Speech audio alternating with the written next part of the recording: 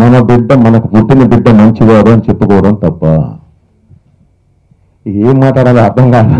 సరే సార్ వస్తానండి అని చెప్పి ఇక్కడ నన్ను ప్రసాద ల్యాబ్లో ఉండి కాపీ చెక్ చేస్తూ పరిగెత్తుకుంటూ ఇటు వచ్చానండి. ఇక ఏదో మామూలుగా ఇది మా సినిమా కాదు, ఎంటర్టైన్మెంట్, ఇదంతా కూడా అందరూ మాట్లాడుతున్నారండి. తప్పకుండా ఒక్కటేందంటే,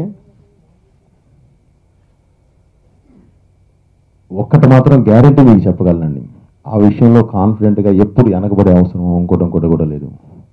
ఒక మైక్ టైసన్ నాకు ఇస్తే నేను బాక్సింగే చేస్తా, అతనికి ఏం కావాలో అడిషనల్స్ ఇస్తా. ఒక మైకేల్ జాక్సన్ ఇస్తే అద్భుతమైన డాన్స్ చేస్తా, అతనికి అడిషనల్స్ ఏం కావాలో ఎమోషన్స్ ఇస్తాం. అంతేగాని ఎలా పడతాలో నా ప్రీవియస్ చూసి నేనేదో హీట్లో వెళతాను అలా అనుకోవద్దు. హీట్ ఉంటుంది, ఇది యాడ్. నా హీరో ఎవరు, నా హీరోకి నేను ఏం తీయాలనేది మాత్రం నా మైండ్లో ఉందండి. ఎందుకంటే నేను అందరితో సినిమా చేయడానికి వచ్చాను.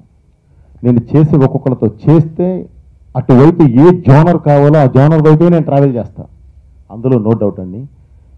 మీకు ఒక్క మాట మాత్రం చెప్పగలను, ఒక పండగ లాంటి సినిమా చూస్తున్నారు, ఒక మంచి సినిమా, ఒక పండగ లాంటి సినిమా మీరు చూస్తారండి, అందులో నో డౌట్.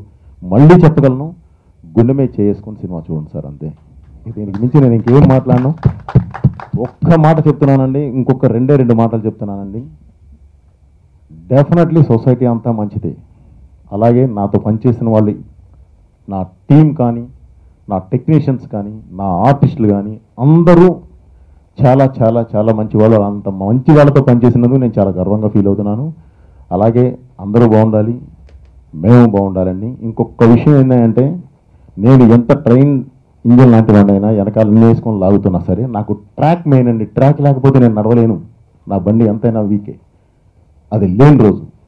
అలాంటి ట్రాక్, ఒక అద్భుతమైన ట్రాక్ లాంటి ఒక మంచి ప్రొడ్యూసర్ అరవింద్ గారు నాకు దొరికినందుకు నేను చాలా హ్యాపీ ఫీల్ అవుతూ, ఎక్కడ వెనక పడకుండా వెనక్కి చూడకుండా చేసిన సినిమా అండి ఇది.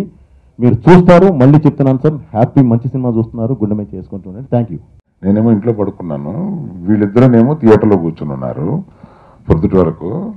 ఈ ప్రసవ వేదనతో ఉన్న తల్లి లోపలుండి తండ్రి బయట దర్జాగా వరండాలో తిరుగుతూ ఎటువంటి రిజల్ట్ వస్తుంది అని వెయిట్ చేస్తున్న పక్షంగా నాకు అనిపించింది.